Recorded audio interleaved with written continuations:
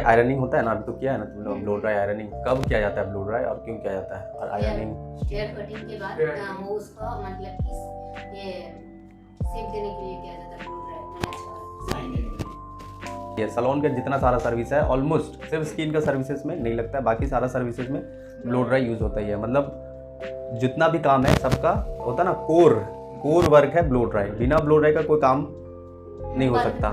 मतलब हेयर पे जो भी काम हो रहा है सब में ब्लो ड्राई यूज़ होता है। हेयर स्पा में बालों को, आफ्टर हेयर स्पा बालों को सुखाने में ब्लो ड्राई यूज़ होता है। हेयर कट में स्टाइलिंग करने के लिए, बाल को सुखाने के लिए, शैम्पू करके जब हम लोग क्लाइंट को छोड़ते हैं तो बाल को सुखाना पड़ता है, ड्राई यूज़ होता है। स्ट्रेटनिंग, स्मूथनिंग, कैरेटीन, जितना सारा सर्विस होता है सब में ब्लो ड्राई यूज़ होता है। ठीक है, तो ब्लो ड्राई यूज़ होता है डिफरेंट तरीका है। क्या क्या तरीका है?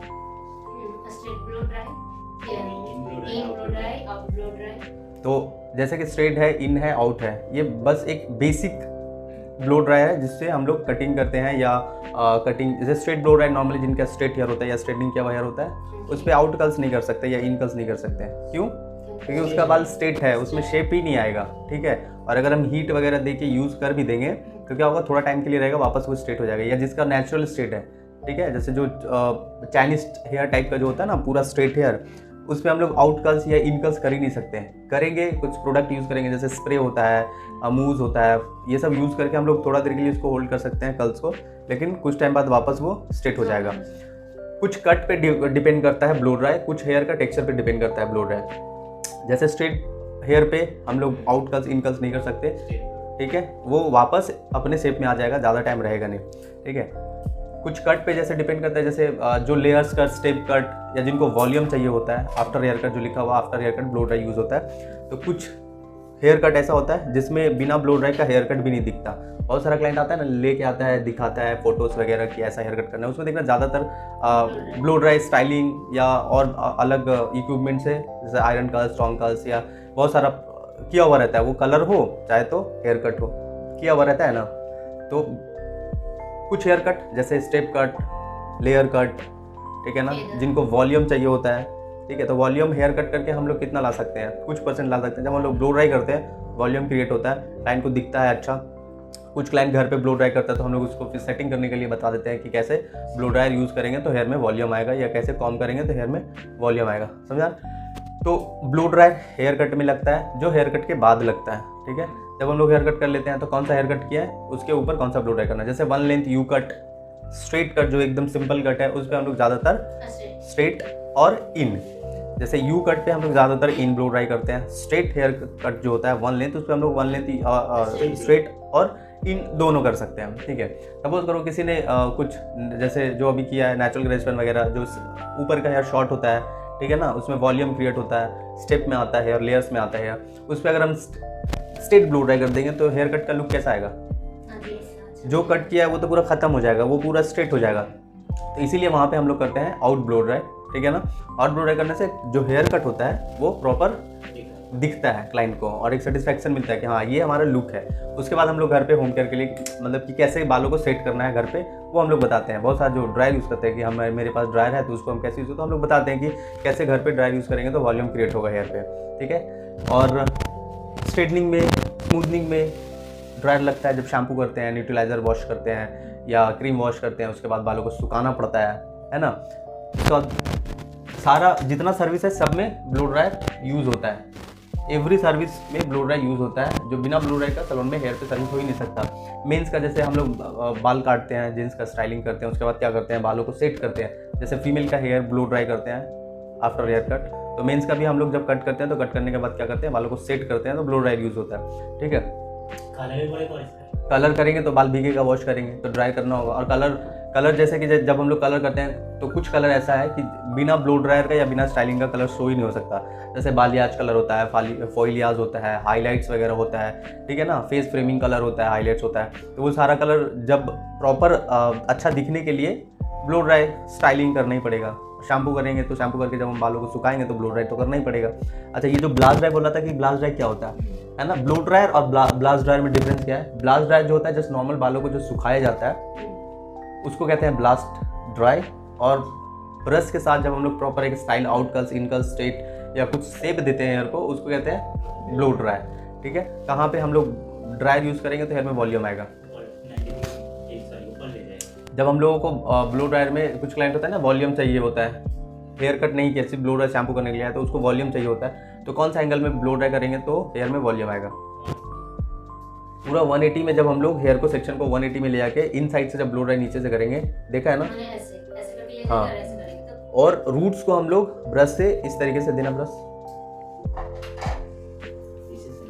जब हम लोग रूट्स में ब्रश को ऊपर की तरफ घुमाएंगे, नीचे नहीं डालना है, रूट्स में टच करके हेयर को ये घुमाना है ब्रश को। इससे क्या होगा, रूट्स ऊपर की तरफ जा रहा है, ठीक है, उसके बाद वो नीचे आ रहा है तो रूट्स में वॉल्यूम आएगा। अगर हम सीधा टानेंगे फ्लैट हो जाएगा। अगर जो क्लाइंट को फ्लैट चाहिए, स्ट्रेट ब्लो ड्राई करता है, स्ट्रेटनिंग है, वॉल्यूम पसंद नहीं है, चिपका हुआ लुक रखना चाह रहा है, ठीक है, तो हम लोग उसको रूट्स में ये ब्रश को 180 नहीं लेके जाएंगे, नहीं तो वॉल्यूम आ जाएगा, फूल जाएगा। रूट्स में हेयर ऑपोजिट आके नीचे की तरफ आएगा तो वो फूल जाएगा, तो उसमें वॉल्यूम आ जाएगा। अगर मेरे को 0 डिग्री में चलाना होगा, अगर मेरे को फ्लैट चाहिए लुक, तो क्या करना होगा 0 डिग्री में, तब हमको नीचे की तरफ ब्रश से नीचे ड्रायर नहीं देना है, ऊपर पकड़ के नीचे से ऊपर से ब्लो ड्राई देना है और पूरा 0 डिग्री में करना है, उससे फ्लैट आएगा। आयरन कब कब यूज होता है? आयरन भी जैसे कि बहुत सारा सर्विस में यूज होता है, जैसे ब्लो ड्रायर हर सर्विस में यूज होता है, आयरन हर सर्विस में यूज नहीं होता है। आयरन जब हम लोग स्ट्रेटनिंग करते हैं, स्मूथनिंग करते हैं, उस टाइम पे आयरन यूज होता है। कैरेटीन करते हैं, बोटॉक्स करते हैं, या और भी ट्रीटमेंट जो होता है नैनोप्लास्टी या बायोप्लास्टी, ये सारा जब ट्रीटमेंट करते हैं तो आयरन यूज होता है। उसके अलावा आयरन कब यूज होता है? अगर कोई क्लाइंट जैसे कि वो परमानेंट स्ट्रेटनिंग नहीं करवाना चाहता है, ठीक है ना, तो कुछ टाइम के लिए, कुछ कोई फंक्शन है, कोई पार्टी है, उसको कहीं घूमने जा रहा है, तो सिर्फ आयरनिंग, तो उसको हम लोग आयरनिंग करते हैं, उसको बोलते हैं टेम्परेरी आयरनिंग। कौन सा आयरनिंग? वो क्या होता है, वो जब हम लोग वापस पानी लगाते हैं या बालों को शैम्पू करते हैं, वो वापस अपना शेप में बाल आ जाता है, मतलब जैसा था वैसा हो जाएगा, तो वो टेम्परेरी है। और क्या वर्क में और क्या यूज़ होता है? आयरन से आयरन कर्ल्स भी होता है। आयरन कर्ल्स से इनकल्स आयरन होता है, आउटकल्स आयरन होता है। वो कैसा दिखता है? वेव आता है, कर होता है। जैसे कि टोंग का नाम सुना है? टोंग होता है जो कर्ल्स करने के लिए काम आता है। तो टोंग में क्या होता है? रूट्स टू एंड तक का बालों में कर्ल्स आता है। आयरन से तुम रूट्स में कर्ल्स नहीं ला सकता, आयरन से तुम मिड टू एंड कर्ल्स कर सकता है। तो बहुत सारे लोगों को मिड टू एंड कर्ल्स चाहिए होता है कि सिर्फ नीचे का लेंथ कर्ल्स हो, रूट्स, और इसका कर्ल्स थोड़ा स्ट्रॉन्ग होता है, मतलब ज़्यादा वेव आता है। आयरन कर्ल्स वाला वेव आता है, ठीक है, इसका कर्ल्स की तरह आता है, इसका कर्ल्स स्ट्रॉन्ग होता है, हार्ड होता है। तो ये कर्ल्स में भी काम आता है, स्ट्रेटनिंग, स्मूथनिंग, कैरेटीन ट्रीटमेंट्स वगैरह में भी काम आता है। टेम्परेरी आयरनिंग अगर किसी को सिर्फ 2-4 दिन के लिए करना है तो उसमें काम आता है। आयरन कर्ल्स स्टाइलिंग में काम आता है। ये आयरन कर्ल्स कब होता है? करने का तो कभी भी कर सकता है, पर ज़्यादातर जब हम लोग कलर करते हैं तो कलर में क्या होता है कि हाईलाइट्स हो या जो ऑम्ब्रे कलर होता है, नीचे से डार्क टू लाइट जो कलर होता है, तो उसमें कर्ल्स इसीलिए किया जाता है, वो आयरन कर्ल्स हो या टोंग कर्ल्स हो, ताकि जो कर्ल्स होता है हेयर हाईलाइट्स तो अंदर भी होता है बालों का, अगर वो स्ट्रेट कर देगा तो क्या होगा, इनसाइड वाला जो हाईलाइट्स है वो दिखेगा नहीं, क्योंकि ऊपर का ही सिर्फ दिखेगा। स्ट्रेट हेयर क्या होगा, सिर्फ ऊपर का लेयर दिखेगा, ठीक है। अगर इसी चीज़ को हम कर्ल्स कर देंगे तो अंदर वाला हेयर भी ऊपर आ रहा है, ऊपर वाला हेयर अंदर जा रहा है, तो अंदर का जो हेयर है, इनसाइड हेयर जो सेक्शन है वो भी विजिबल होता है। इसीलिए देखना ज़्यादातर कोई भी मतलब जो आर्टिस्ट होता है, जो हाईलाइट्स का शेड होता है, उसमें देखना ज़्यादातर कर्ल्स किया हुआ रहता है, क्योंकि अगर वो स्ट्रेट कर देगा तो सिर्फ ऊपर से कलर दिखेगा, इनसाइड वाला जो हाईलाइट्स है वो नहीं दिखेगा। तो कलर के बाद ये जो आयरन कर्ल्स है, ब्लो ड्राई है, ये सारा कुछ बहुत ज़रूरी होता है ताकि हमारा कलर विजिबल हो। फोटोज़ वगैरह देखता है ना कि जितना हाईलाइट्स किया होता है, ज़्यादातर कर्ल्स और वेव हाईलाइट्स में स्टाइलिंग किया हुआ रहता है। स्ट्रेट वाला जो रहता है वो ग्लोबल रहता है, जो पूरे हेयर पे इवन कलर होता है, या फिर डार्क टू लाइट जो बहुत ज़्यादा लाउड शेड होता है, वो कलर में स्ट्रेट ब्लो ड्राई होता है या स्ट्रेट आयरन किया हुआ रहता है। बट कर्ल्स में ज़्यादातर हाईलाइट्स वगैरह जो होता है वो कर्ल्स में होता है।